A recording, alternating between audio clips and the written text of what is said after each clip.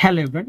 তো আজকের ভিডিওতে কিন্তু আমাদের সবার জন্য খুবই একটা গুরুত্বপূর্ণ হতে যাচ্ছে, বিকজ আজকের ভিডিওতে আমরা কি শিখবো? আজকের ভিডিওতে আমরা শিখবো যে কিভাবে আমরা খুঁজবো যে কোন স্টকে বা কোন ইন্ডেক্সে বা কোন চার্টে একটা এখান থেকে সেলিং আসতে পারে এবং কখন কোন চার্টে বা কোন স্টকে এখান থেকে একটা বাইং আসতে পারে। বিকজ আপনারা দেখবেন যে অনেক সময় সবার মুখে শুনবেন যে এই স্টকটি ওভার বট হয়ে গেছে, মানে যতটা কেনা দরকার তার থেকে বেশি কেনা হয়ে গেছে, এখান থেকে একটা সেলিং আসতে পারে। বা অনেক সময় শুনবেন যে কখনো কোনো স্টক কি বলে যে বেশি সেল করা হয়ে গেছে বা ওভার সোল্ড হয়ে গেছে মার্কেট এবং এখান থেকে বাইং আসতে পারে। তো এটা আমরা কিভাবে নিজেরা আইডেন্টিফাই করব? বা যদি দেখেন একটা নির্দিষ্ট একটা স্টক আছে, একটা সাপোজ একটা স্টক বা ইন্ডেক্সে একটা ভালো একটা বাইং হচ্ছিল, বাইং হতে হতে কি হলো, একটা নির্দিষ্ট জায়গায় গিয়ে একটা শার্প কিন্তু একটা সেলিং আমাদের দেখালো। আর একটা নির্দিষ্ট জায়গাতে পড়ছিল একটা স্টক, পড়তে পড়তে হঠাৎ করে একটা নির্দিষ্ট জায়গা থেকে স্টকে বাইং নিয়ে সেট হলো। তো এই যে বাইং গুলো হচ্ছে বা একটা নির্দিষ্ট জায়গা থেকে বাইং হচ্ছে বা সেলিং হচ্ছে, এটা আমরা কিভাবে আইডেন্টিফাই করবো? তো সেটা নিয়ে মূলত কিন্তু আজকে আমি ভিডিওতে ডিসকাশন করবো। ওকে, তো আজকে ভিডিওতে আমরা কি শিখবো? যে আমরা শিখবো যে কিভাবে আমরা নিজেরা আইডেন্টিফাই করবো যে কখন কোন স্টকে বাইং আসতে পারে, কখন কোন স্টকে সেলিং আসতে পারে। খুবই কিন্তু সহজ জিনিস। তো এর জন্য কি করব, আমরা একটা ইন্ডিকেটরকে ব্যবহার করব। ওকে, এর জন্য কি করব, আমরা একটা ইন্ডিকেটরকে ব্যবহার করবো, যার নাম কি জানো হচ্ছে RSI।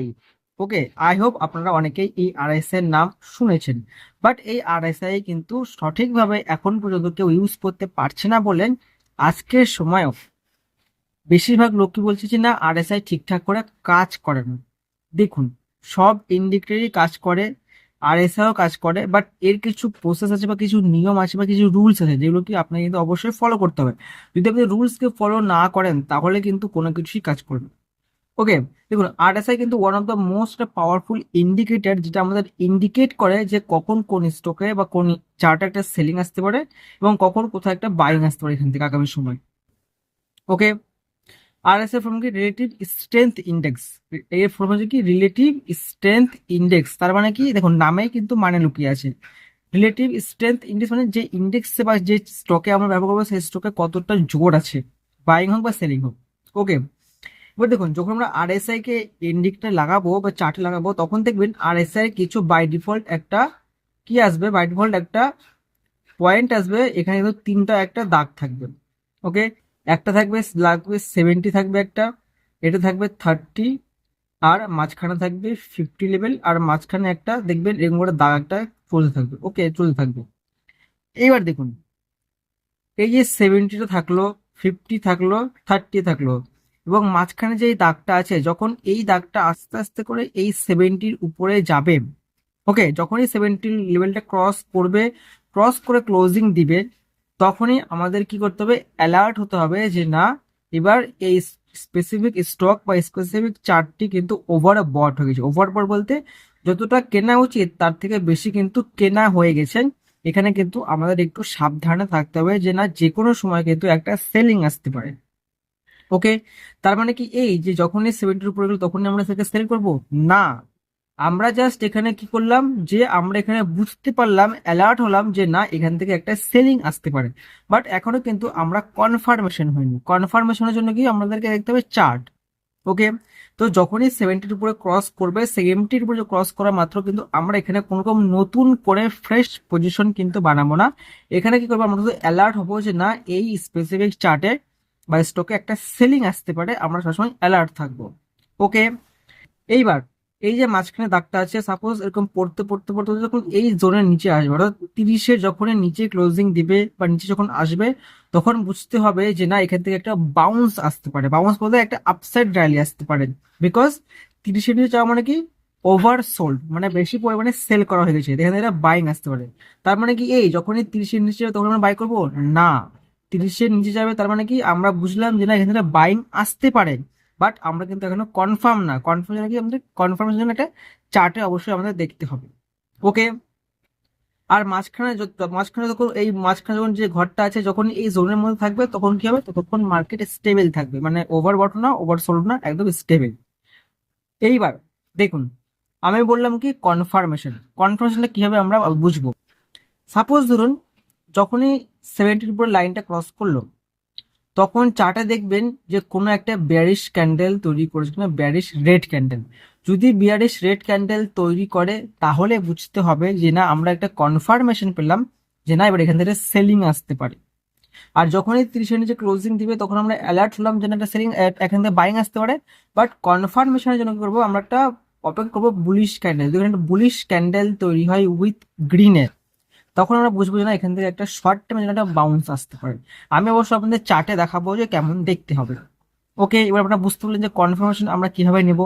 ওকে, আর সবসময় মনে রাখবেন কি, যে এই 70 যখন উপরে যাবে সব জায়গায় কিন্তু এটা কাজ করবে না। সব জায়গায় বলতেন, সাপোজ ধরুন একটা স্টক আছে এবার উপরে যাচ্ছে, ভালো কথা। উপরে যাওয়ার সময় যখন একটা নিশ্চয় একটা রেজিস্ট্যান্স লেভেল থাকবে।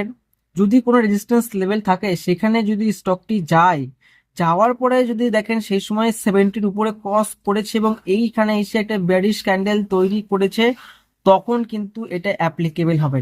বা যদি কোনো স্টক অল টাইম হাইকে ব্রেকআউট দিয়ে নতুন হাই বানায়, সেই সময় যদি এই 70-র উপরে যায় এবং এখানে যদি ব্যারিশ ক্যান্ডেল তৈরি করে, তাহলে কি হবে, এখান থেকে এই 70 উপরে গেল, সেখানে আমরা সেলিং এর জন্য ভাবতে পারবো। আদারওয়াইজ যদি নর্মাল যে কোনো জায়গায় তৈরি হলে কিন্তু আমরা এটাকে প্রেফারেন্স দেব না। বুঝতে পেরেছেন? আমি আবার বলছি, দেখুন আবার বলছি, সাপোজ ধরুন কি হলো,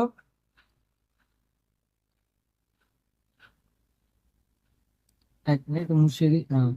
সাপোজ ধরুন কি হলো, যে একটা স্টক আছে এরকম করে আস্তে আস্তে উপরে যাচ্ছে। ওকে, উপরে যাচ্ছে এবং দেখা গেলো এটা একটা ইম্পর্টেন্ট একটা রেজিস্ট্যান্স লেভেল স্টকের জন্য। এই রেজিস্ট্যান্স লেভেলে কি করলো, একটা বেয়ারিশ ক্যান্ডেল তৈরি করলো এবং সেই সময় কি হলো, সেই সময় দেখা গেল যে আরএসআই যে আছে, আরএসআই যে দাগটা আছে, এটা কি করলো, 70-র উপরে চলে গেছে। তখন কিন্তু আমরা এটাকে প্রেফারেন্স দিব যে না, তখন আমরা কনফার্মেশন হব যে না, এখান থেকে একটা সেলিং আসতে পারে। আর যদি কি হয়, দ্বিতীয় কি, যদি কোনো উপরে যদি কোনো রেজিস্ট্যান্স লেভেল না থাকে, যদি অল টাইম হাই এর চলে কোনো স্টক, বা উপরে কোনো বাধা যদি না থাকে, সেক্ষেত্রে যদি এরকম ব্যারিশ ক্যান্ডেল তৈরি হয় তাহলে কিন্তু আমরা এটাকে প্রেফারেন্স দেবো। আর যদি র্যান্ডম কোনো জায়গায় তৈরি, র্যান্ডম বলতে সাপোজ ধরুন এখানে একটা সেলিং জোন আছে, এখানে বাইং জোন আছে, তার মাঝখানে যদি তৈরি হয় তাহলে কিন্তু আমরা এটাকে প্রেফারেন্স দেবো না, বা এটাকে আমরা অ্যাপ্লাই করবো না, কারণ সেক্ষেত্রে কিন্তু এটা ঠিকঠাক করে ওয়ার্ক করবে না। ওকে, এটা গেল কি সেলিং এর জন্য। বাইং এর জন্য কি উল্টোটা, যদি কোনো স্টক তার ডিমান্ড জোনে আসে, ডিমান্ড জোনে এসে এখান থেকে বাইং শুরু করেন এবং সে সময় যদি আরএসআই 30 নিচে যায়, তখন সেটাকে কিন্তু আমরা প্রেফারেন্স দেবো।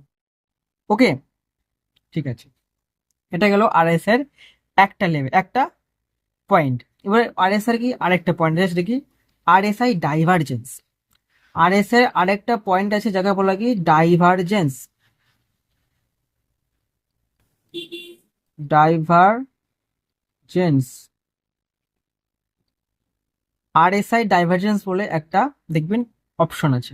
এবার এইটা মানে কি, সাপোজ দেখবেন কি হয় অনেক সময়, এটা আরএসআই, ওকে ভালো কথা। আরএসআই এর মধ্যে যে মাঝখানে যে যেটা দাগটা থাকবে, যখন দেখবেন এই দাগটা কি করছে, এরকম করে উপরে যাচ্ছে, ওকে উপরে যাচ্ছে, আস্তে আস্তে কি করছে, আরএসআই দাগটা উপরে যাচ্ছে। এবার দেখছেন যে চার্ট কি করছে, চার্ট আস্তে আস্তে নিচে আসছে। তার মানে কি, আরএসআই কিন্তু উপরে যাচ্ছে, চার্টটা কিন্তু নিচে আসছে। তার মানে বুঝতে হবে এই যে চার্টটা পড়ছে বা এখানে যে সেলিংটা হচ্ছে, এটা কিন্তু একটা ফলস সেলিং। বুঝতে পেরেছেন? মানে দেখা গেল যদি আরএসআই যে মিডলের দাগটা, এটা আস্তে আস্তে উপরে যায়, আর যদি চার্টের বা স্টকের যদি প্রাইসটা নিচের দিকে আসে, তাহলে বুঝতে হবে যে এই যে মার্কেটটা পড়ছে বা স্পেসিফিক স্টকটি পড়ছে, এটা কিন্তু সাস্টেন করবে না, এখান থেকে কিন্তু বাউন্স আসবে আগামী সময়ে। কারণ প্রাইসের স্ট্রেংথ আছে, বায়ারের স্ট্রেংথ আছে, কিন্তু চার্টে দেখাচ্ছে যে না আমি পড়ছি, এটা কিন্তু একটা ফেক কারেকশন। এখান থেকে কি হবে, আগামী সময় একটা খুব একটা আপসাইড একটা র্যালি আসবে, খুব অল্প সময় কিন্তু একটা দারুণ র্যালি আমরা দেখতে পাবো, এরকম যদি সিচুয়েশন তৈরি হয়, যার নাম কি আরএসআই ডাইভারজেন্স। আর একটা হয় আরএসআই ডাইভারজেন্স কি, যে সাপোজ যখন আরএসআই কি করছে, এরকম নিচের দিকে পড়ছে, আস্তে আস্তে পড়ছে, বাট প্রাইস এরকম করে বাড়ছে। যদি এরকম কন্ডিশন হয়, মানে যদি আরএসআই নিচের দিকে পড়তে থাকে আর যদি স্টকের প্রাইস বা চার্টের প্রাইস যদি আস্তে আস্তে বাড়তে থাকে, তাহলে বুঝতে হবে যে এই যে বাড়াটা হচ্ছে বা এই যে দামটা বাড়ছে, এটা কিন্তু ফেক। যে কোনো সময় এখান থেকে একটা শার্প সেলিং মার্কেটে আসতে পারে। ওকে, তো আই হোপ আপনারা বুঝতে পেরেছেন যে আরএসআই আমরা